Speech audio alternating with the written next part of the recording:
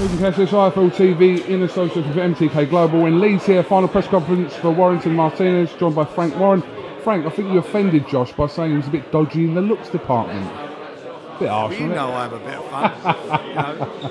I mean, obviously, he's not like he's not my age yet, so I've got an excuse. The atmosphere, we know you haven't quite sampled that First Direct Arena atmosphere. The beer in the air. I'm looking forward to it. Yeah, it should be good fun. Now I'm bringing my umbrella with me and a sou'wester, so I should be all right. We know all about Kiko Martinez. He's been in enough guys that we're familiar with, but like it was pointed out in the press conference, this is his sort of last attempt to win another world title. He's rolling the dice. Yeah. And in this particular instance, he's had 10 weeks of solid training to prepare for it. So he's obviously going to try an old man, Josh. When you look at his record, he's had more knockouts than Josh has had fights. So he can bang. He's a good whacker. That he's competitive. And Josh is coming off of quite a long layoff, and he had an operation on his elbow. So hopefully he's going to be 100%. Well, I'm sure he is. His dad's done a fantastic job of it.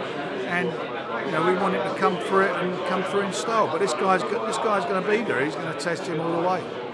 Obviously, he's got to come through Saturday first, but ideal fight situation for him is that he wants Lee Selby. Selby's got a manager. We tried to actually make that, sort of trying to jump ahead, but it weren't to be, and we couldn't get it on. Not down for the lack of trying on our behalf. But what's important is delivering him that world title shot. Well, we would do that. I mean, that's what we do. It's all, that's the business we're in, of delivering the fights, and we will deliver the fights. But first of all, he's got to get this one out of the way.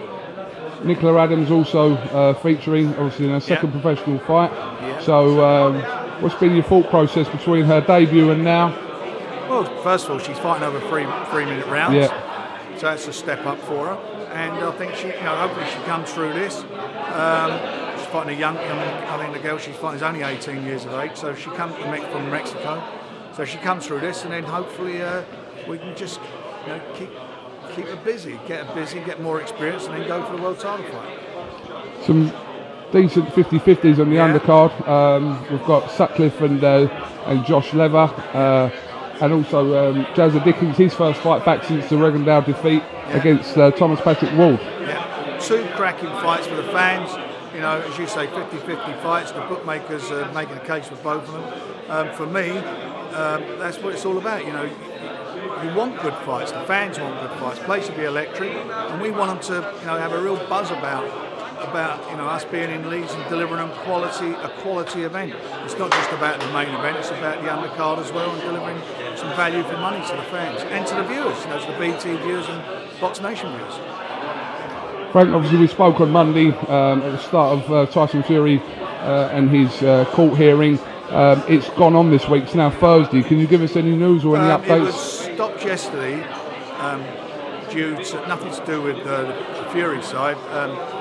Down to there was a problem, I believe, with somebody who was on the panel. I'm not sure. I don't know the ins and outs of it, but it's been stopped, and just waiting for more news. So Tyson Fury's still in the UK at the moment. Yeah. And he'll remain here while this is going on, obviously. Yeah, I mean, they're expecting it to go on until Friday anyway, so we'll see what happens. Do you expect any sort of decision? You never know. I mean, for me, rather. I would hope they would sling it out and have to not decide on it, because it's. I don't understand how it's even got this far. But whatever happens, they will have to make a decision. We hope it's sooner rather than later. But sometimes, as you know, they go away and think about it, and you can wait up to 6 weeks. But I hope that's not going to be the case. But so this is more than likely going to drag into next week now. Well, it depends what happens when they reconvene, because they've stopped it yesterday. So everybody, I don't think they're going to sit again this week. No. And I think they've got a few things they've got to sort out. And it's not fair on the boxers. The boxers are, they need to get this out of their head. Tyson's had a lot of problems mentally and so forth, and he's overcome them. So, and for this to keep dragging on like it's dragged on is ridiculous. And the same for Huey. He's a young man who's, he's had, I think, 5 or 6 fights since that test he had. And why it's dragging like this, what's he even doing there in the first place, I don't understand. But anyway, hopefully he'll, it'll come to a conclusion soon. Hopefully so. Frank, have you got anything else you want to add? I might let you in. I might let you in. Frank, do you know what? I've been thinking about it. I just may do it. I'll be in there. No, I had a word with Kiko's manager, and he said to me, "Look, what do you think?" He said, "Is it going to ruin our relationship with you letting me in?" I said, "Well, you know, what can I do?" Water under the bridge. I'm working on him. Thank you. Frank Warren, thanks to all the Trifle team. We'll catch up with you soon. Cheers, mate.